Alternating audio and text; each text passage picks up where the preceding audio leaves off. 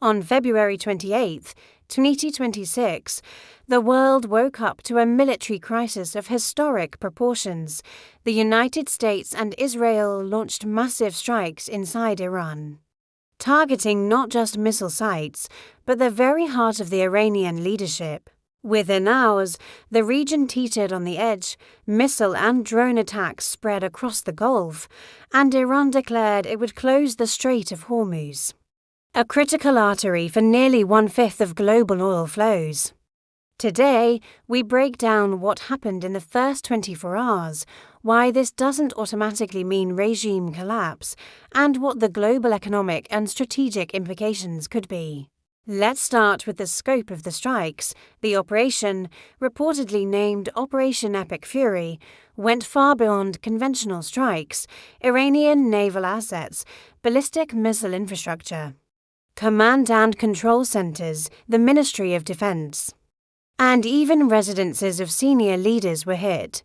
Most strikingly, Israel appears to have carried out decapitation strikes targeting Supreme Leader Ali Khamenei and other top officials. Media reports suggested he has been killed, though official confirmation is absent, even if true. Experts caution that regime collapse is far from certain. This is the largest coordinated military action against Iran since the Islamic Republic's founding, surpassing any prior rounds of Israeli-Iranian escalation, while the Iranian regime may survive. Western analysts often assume that removing a leader equals regime change, but Iran's system is resilient. Three key factors make this complicated. First, redundancy in leadership. Power has shifted over time to security bodies like the IRGC and the Supreme National Security Council. Second, preparedness for succession. At 86, Khamenei was reportedly less involved in day-to-day governance. A security executive committee had been operating in parallel. And third, collapse doesn't equal replacement. There's no organized political alternative ready to take power. If anything, a fractured leadership would likely lead to an even more militarized system rather than a democratic transition. Bottom line, continuity with evolution is the most plausible near-term scenario. Let's now focus on Iran's retaliation.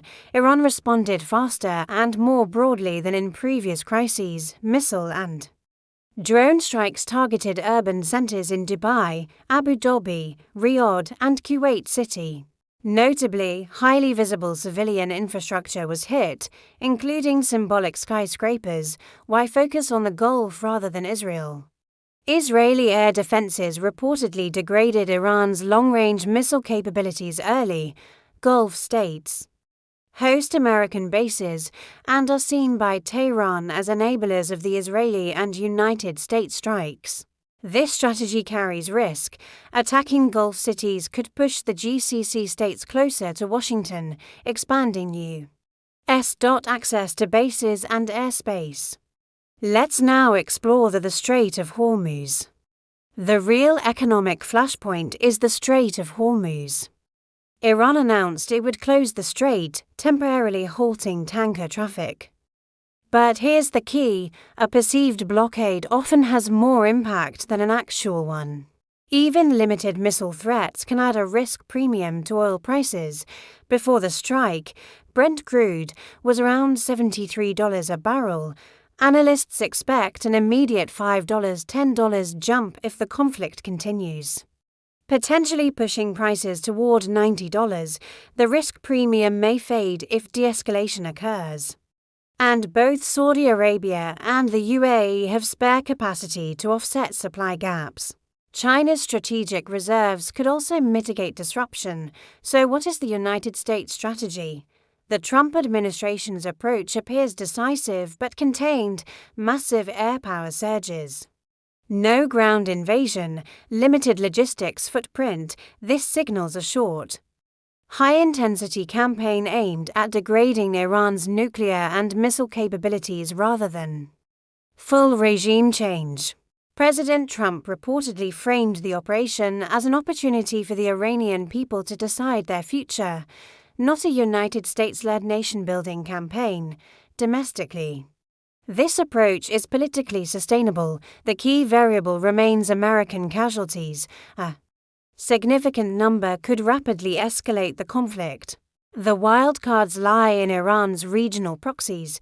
Hezbollah has warned that Khamenei's assassination would cross a red line.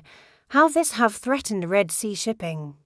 And Iraqi militias could target American bases, yet many of these groups are weaker than a decade ago, and resupply from Iran will now be difficult. The most likely escalation would involve Hezbollah intervention in Lebanon and possible Israeli preemptive strikes. Meaningful, but not inevitable, nuclear risk remains low. Analysts assess that Iran is very unlikely to possess a hidden, deployable nuclear device. Cyber and terrorism risks exist, but are limited. The bigger danger is miscalculation. A rapid escalation spiral could spiral unexpectedly out of control. Are there any possible off-ramps? The most likely off-ramp is unilateral. If Washington deems Iran's missile and nuclear capabilities sufficiently degraded, and Iran's ability to retaliate is contained, the United States can declare victory and scale down operations. Iran can maintain rhetorical resistance while reducing military action. Immediate negotiations are unlikely, especially if Khamenei's death is confirmed. Longer-term diplomacy may return, focusing on uranium stockpiles and sanctions relief. Despite dramatic decapitation strikes and missile fire, this is not yet a full regional war. Iran's capacity to escalate is being actively degraded.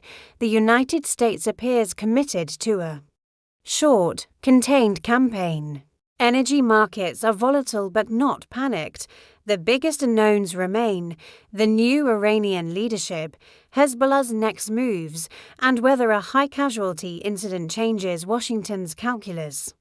For now, the most plausible trajectory is intense but short-lived escalation, followed by a reshaped, weakened Islamic Republic, not its collapse. The coming 48 hours will be critical. Will this spiral into a prolonged regional war, or end as a violent but contained strategic reset? Stay tuned.